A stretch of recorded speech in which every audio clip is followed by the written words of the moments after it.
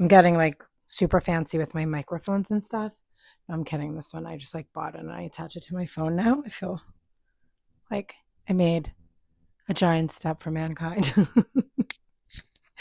in my podcast development. Um, Hi. Hope everybody's doing well. So it's funny because sometimes I just like sit and I think of things to talk about. I mean, if I could do this, I'd probably have like hours and hours worth of stuff, footage. But there has to be a rhyme and reason to everything, right? So like the dating thing has become this continuum, which I really, really love about, all these things and concepts that are coming up while I tape the episodes and I get questions or emails. And a lot has come out of the dating conversation, which I really, really love. And I had a subscriber talk about being in a relationship with a woman who is divorced, with children, and he hasn't been married before, I think, is what I remember, and doesn't have kids and is dating this person. So like what does that look like? What does that look like for somebody who hasn't been married yet, doesn't have kids, they're in their 40s, and he's marrying somebody divorced, right? Because you come with so much shit. I mean, everybody comes with so much shit, period. We know this, but you come with a lot more shit on top of your regular shit when have just gone through a divorce, and how can he support her? And I thought that was just like the most beautiful thing. And my response was, first of all, thank you for being a man who's stepping up to the plate to love somebody who's been through some trauma, right? And comes to the party with kids and baggage. That in alone, is pretty remarkable. I mean, it sounds so simple, right? It sounds so simple, but it's not, it's really not. And then on the flip side of that, you're probably walking into a situation that you weren't prepared for, because, you have all this history of dating and stuff like that, but this is your first experience dating somebody who is divorced and gone through a lot of stuff and has children and has a failed relationship. We all have come with failed relationships, failed marriage. And how do you support that person, right? That's kind of what he was talking about, like kind of doing his best. And he mentioned that, she's working on herself, so he was like, just FYI kind of thing, what do you think? And my feeling is this: I love that she's working on herself, because I think everybody needs to work on themselves. I've seen the demise of relationships with people when they don't work on themselves, and it's really, really difficult for the other person. My suggestion to him was, you work on you too, concentrate on you, focus on you, make sure your cup is full and filled, and then you can support each other emotionally, physically, all the things. And on top of that, if you're working on yourselves, you can work on, your relationship together. But it all goes back to communication. Like, that to me is the most important thing in a relationship. And I think I've talked about this before, is when you're dating somebody or you're married or whatever the relationship is, and the communication goes across the board, whether or not it's business, personal relationships, marriage, dating, whatever. Communication is key. So if she's working on herself and you're doing the work on yourself, and you're working on your relationship, and then she'll feel comfortable enough to communicate, like, hey, today's a tough day with the kids, or I'm feeling overwhelmed about this, or like, I'm having flashbacks of things in my marriage, or I'm sorry that I didn't, act appropriately with you. That's a result of something, of trauma that I had here, or, how about these are things that I really loved about my marriage. Maybe we can, how do you feel about incorporating them into our relationship? Or here are things I hated about my relationship in my marriage with my ex, or, and vice versa, because you come to the party with past relationships and things that you like and don't like too. So, so that I think is a really important conversation to have. Like, what do relationships look like after divorce? And complicated, I would say, a little complicated, beautiful, but complicated. And I think it just depends on what version, right? Like, so for me, I don't know. I struggled, in the dating situation when I was dating or even just going on a date, right? When I say dating, I use that loosely. I could have had one date with the person, 5 dates with the person, 15 dates with the person, actually dated the person for a few months or whatever, which I only really did with one person. But what does that relationship look like after you come out of something like that? And my struggle personally, again, this is just me, I struggled in trying to see what a relationship would look like with some of these people that I thought, do I like them? First of all, just like, am I like attracted to you? That's like off the bat. It's kind of the first thing for me. So once I got past like, I think it could be, yeah. It was like, okay, what would a relationship look like for us? Like, what do we have in common, right? And I don't mean, oh, you like to hike, I like to hike. Great. I mean, yes, you need to have a commonality, like, some sort of common interests, right? Like, you like to travel, I travel. I like the beach, you like the beach, whatever.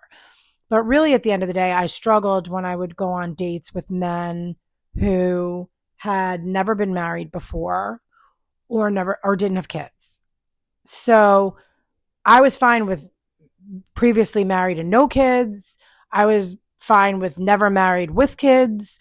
I struggled with never married, no kids. And I think that's just like life occurrences, and what partnerships look like in marriage with children or without children and all those kinds of things. I don't know why. Again, that's just me.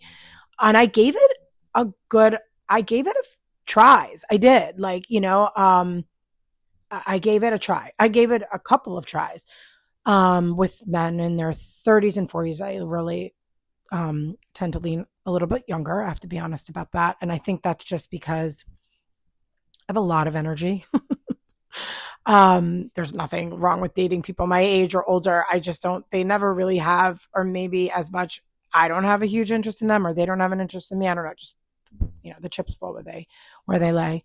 And I struggled having conversations, relatability, and I don't know why. And then I thought to myself, it took me a while to realize that I just needed to date somebody that has both or either or. I didn't care what it was. And, I realized this when I was reading this this comment from somebody, and I was responding that this is a person that doesn't have those things, and we're dating a person that does. And that's awesome. Like, I think that you are a bigger, better person than me. You are willing to go to the trenches, and she's willing to go to the trenches with somebody that can't relate to certain things. And I think that that's actually like pretty cool. I find myself a little bit more limited in that way, which, maybe that's something I need to work on in therapy. But I do, that relatability is tough for me a little bit with men, who hadn't experienced some of the things that I experienced.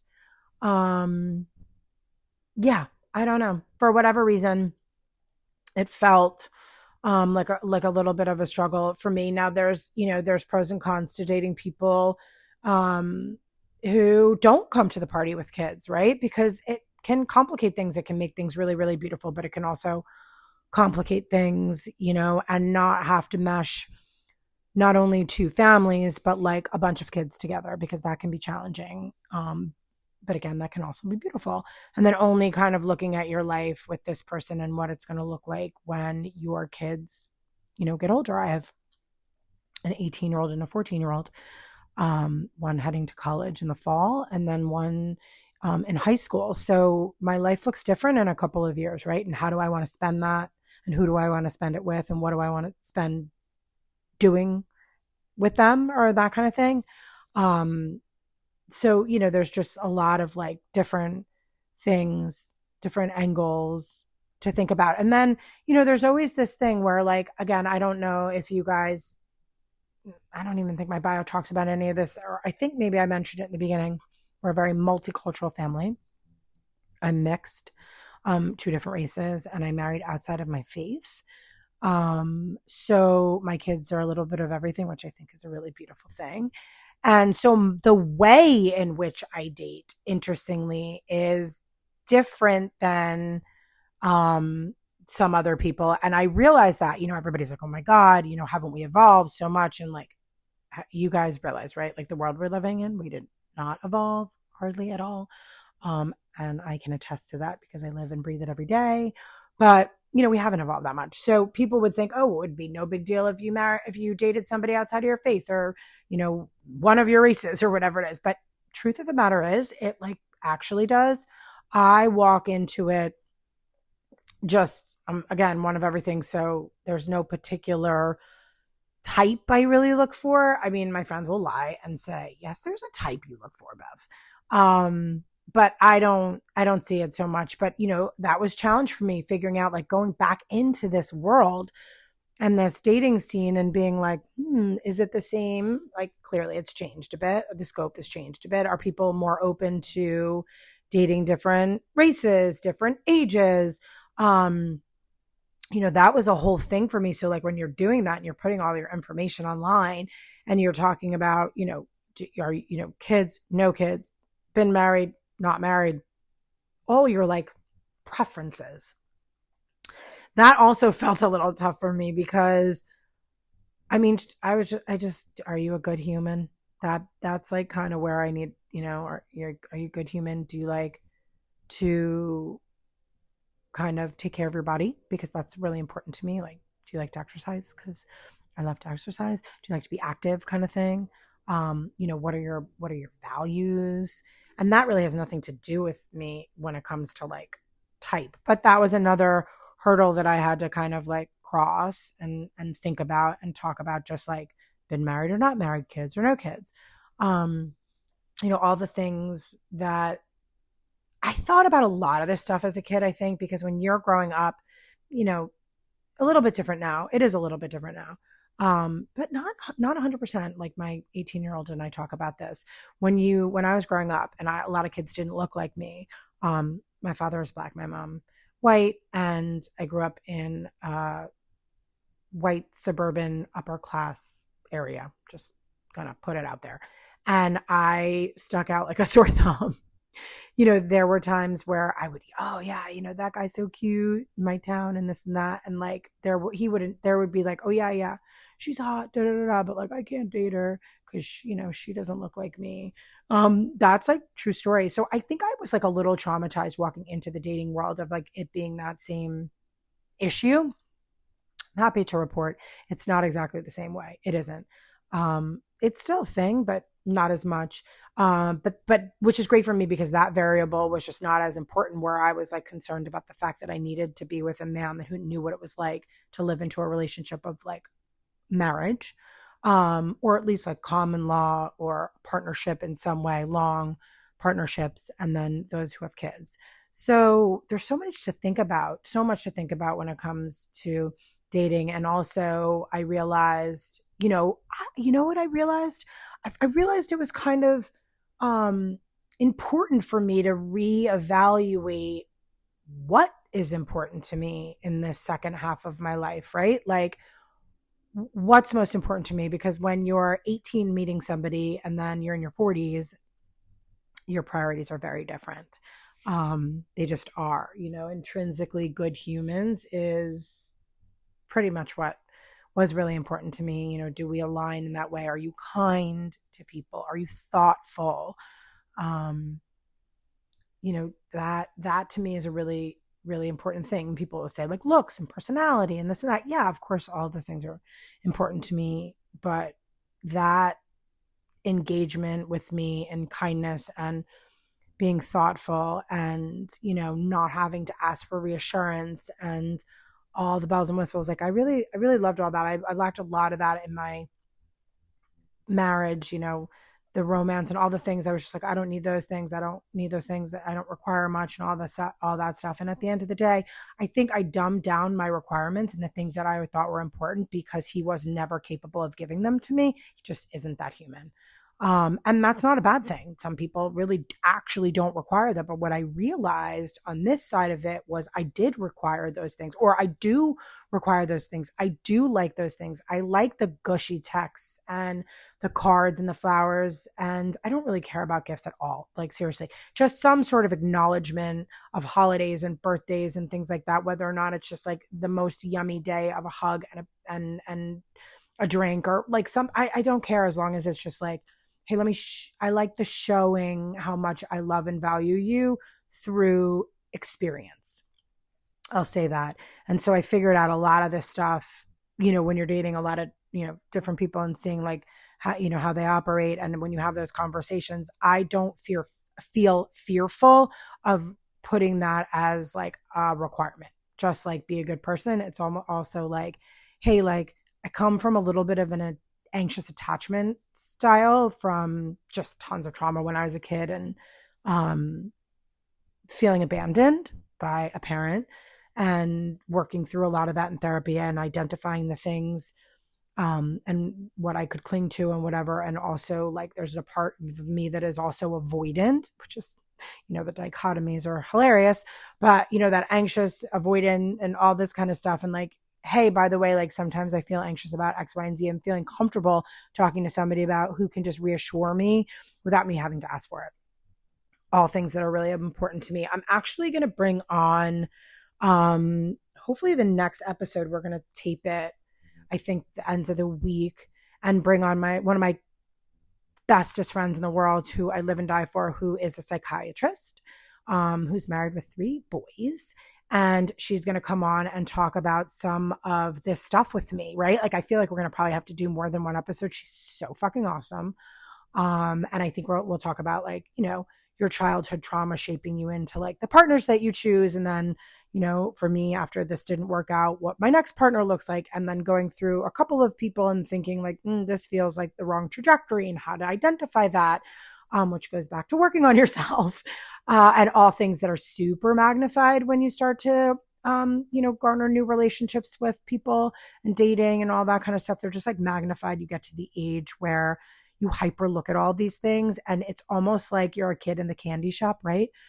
You like walk in your head and you're like, okay, these are the things I really think they're important. Here are things I really didn't love in my marriage. Here's something I really didn't love about my former partner. And again, I love my ex-husband. I really, really do. And he's a wonderful person. Really, he's a good human. He really is a good human. He is a good human. But things don't work out sometimes, and there's things he hates about me. I know there are things that he hates about me because I am certainly not a perfect person. But what about those things like, the love and value of like that romantic part and those gestures? That was just never like from day one when he was like super obsessed with me, and you were super obsessed with me, Brian. Let's just say that. No, I'm kidding. That just was not part of like what he did, right? Like that. And then I was so young, I didn't really realize that I needed those things. So we'll talk about stuff like that. And then hopefully you guys will send in some questions and some comments, and then I can bring her back on. But dating, that conversation of garnering new relationships, starting new relationships, how to manage new relationships, look for a new relationship, all that stuff, hopefully we'll hit on too. But yeah, I love your comments, you guys, and I love questions. Again, my email address is just my name. I'm just putting it out there. It's just BethThomasCohen@gmail.